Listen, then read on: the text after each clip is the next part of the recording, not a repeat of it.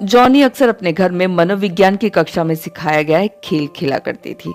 इस खेल के माध्यम से दूसरों की मानसिक दशा को समझा जाता था। इस खेल को रोल प्ले कहा जाता था। बुधवार के बाइबल अध्ययन के पश्चात उन्होंने यह खेल खेला। उस दिन जॉनी ने डायना की भूमिका निभाई और डायना ने जॉनी की भूमिका निभाई। डिकी ने जॉनी को उठाकर सोफे पर बैठाया। डायना जॉनी के स्थान पर व्हीलचेयर पर बैठ गई। देखो, यह विचित्र है, व्हीलचेयर पर बैठकर जॉनी बनने का प्रयास करते हुए उसने कहा। तुम सब लोग व्हीलचेयर को इतने भय के साथ क्यों देखते हो? इस प्रकार क्यों व्यवहार कर रहे हो?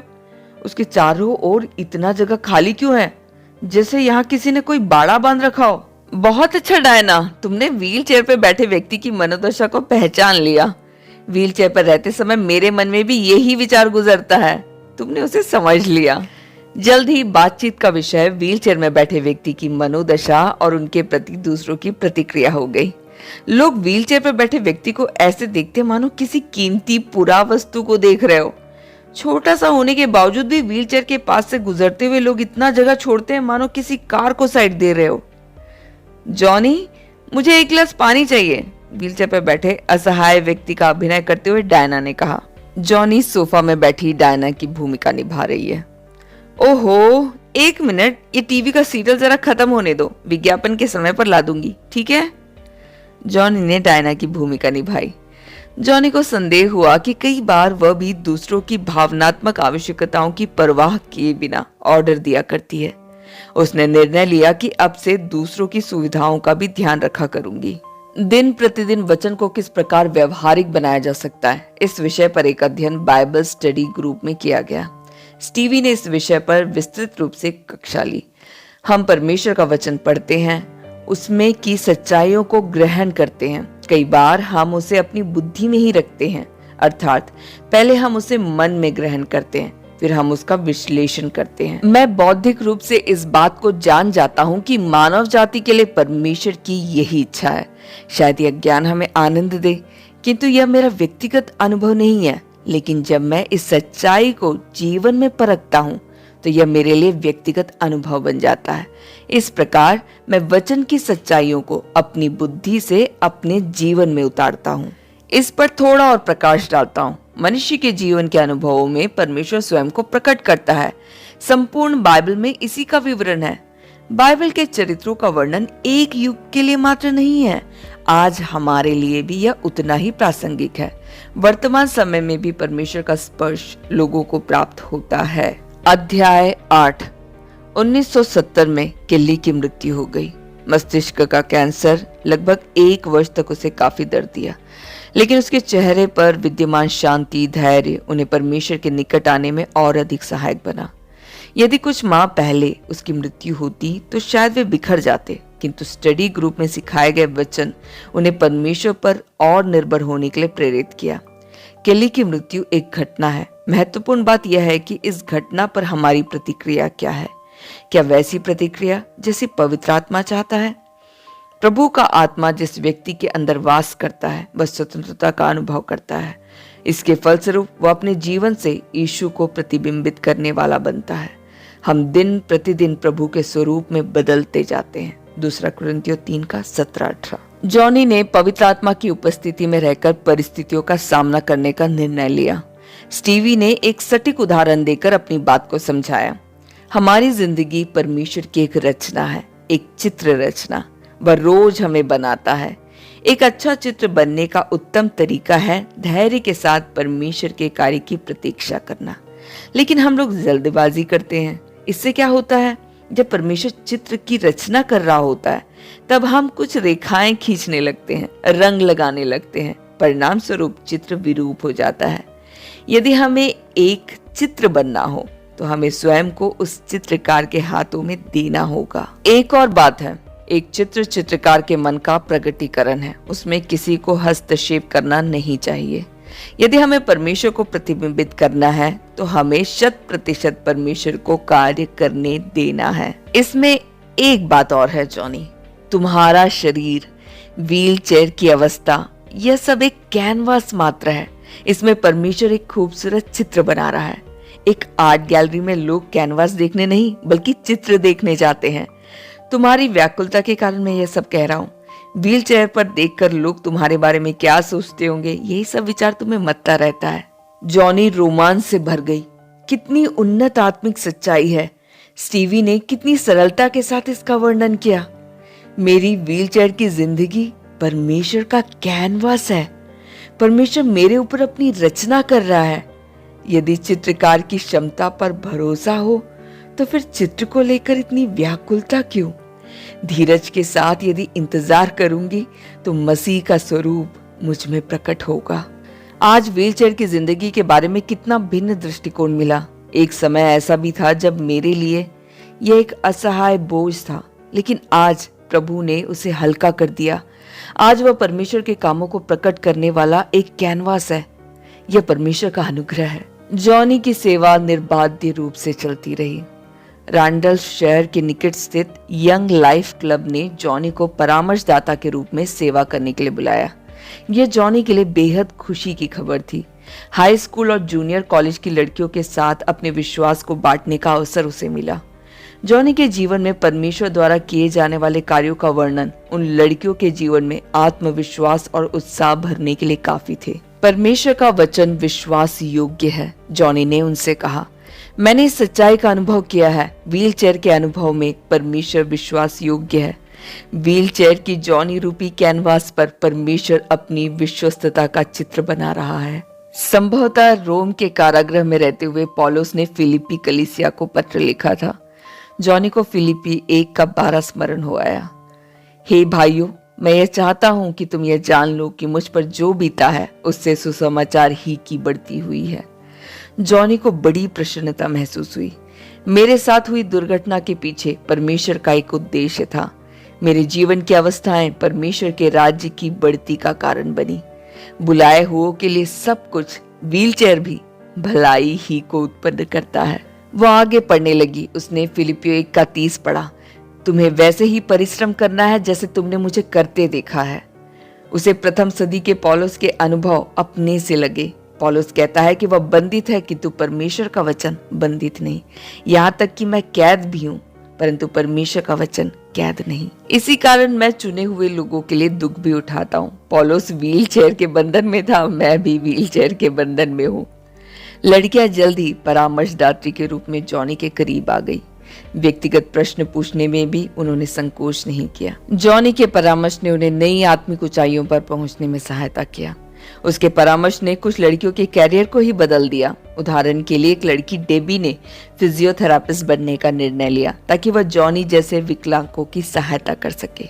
जॉनी ने कुछ मित्रों के साथ मिलकर एक गीत मंडली की स्थापना की। अक्सर यंग लाइफ और यूथ फॉर क्राइस्ट की सभाओं में वे ही गीतों की प्रस्तुति देने लगे।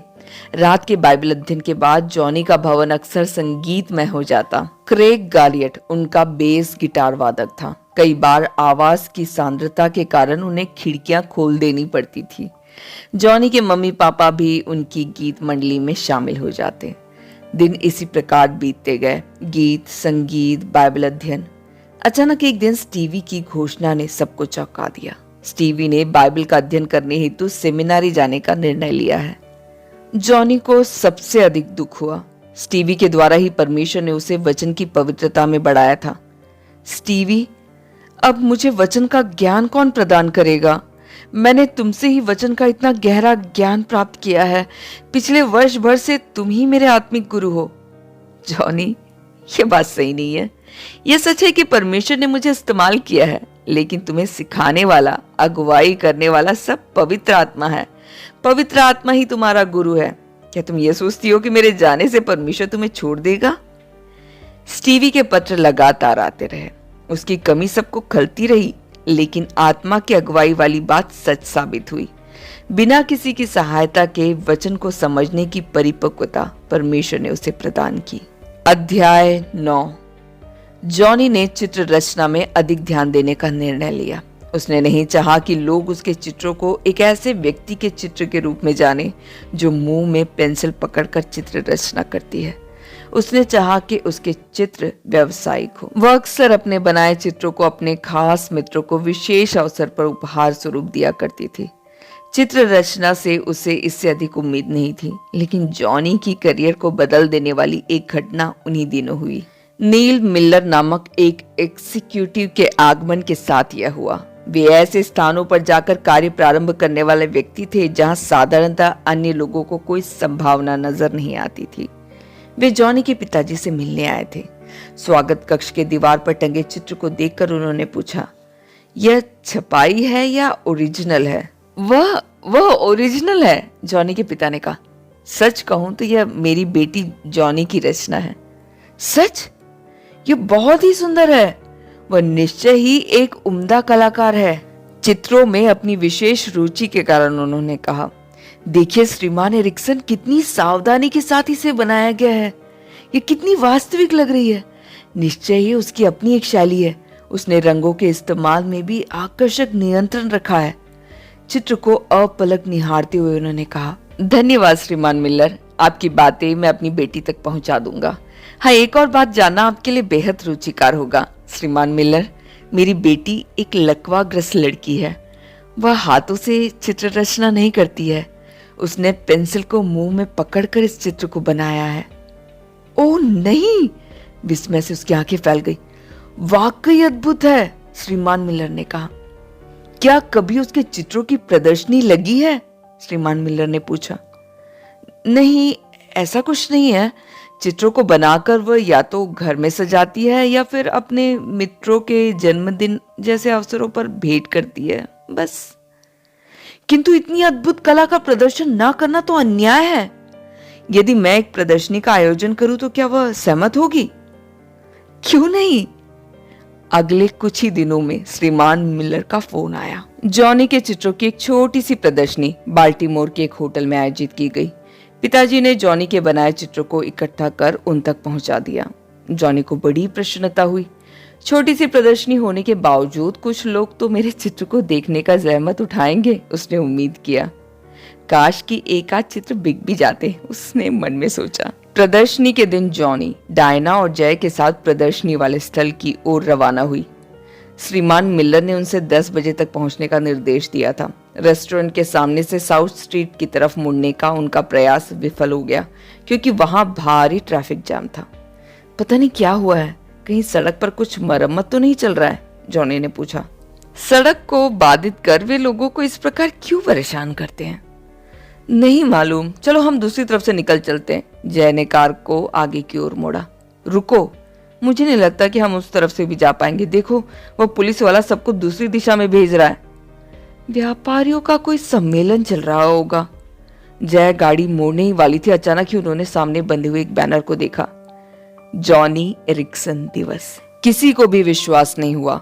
होटल के सामने विशाल जन समूह, टीवी कैमरा के साथ लोग उसके इंतजार में खड़े हैं। जय काफी मशक्कत के बाद गाड़ी को होटल के सामने तक पहुंचाई। कार से निकलकर व्हीलचेयर पर बैठने पर संवाददाताओं की भीड़ ने उसे घेर लिया। News American national broadcasting corporation FDT के संवाददाता जॉनी से अलग अलग प्रश्न करते रहे। अंदर प्रवेश करते समय आयोजकों में से एक व्यक्ति आकर गुलदस्ता भेंट करके उसका स्वागत किया। जॉनी को सबसे अच्छी बात यह लगी कि उसके चित्रों की उत्तमता के कारण ही लोगों ने उसके चित्रों को पसंद किया। संवाददाताओं की प्रश्नावली में भी व्हीलचेयर या उसकी विकलांगता नहीं थी। उन्होंने उससे व्यावसायिक प्रश्न पूछे, मसलन क्या आपने कला का विधिवत प्रशिक्षण लिया है? आपको चित्र रचना के लिए प्रेरणा कहाँ से मिलती है?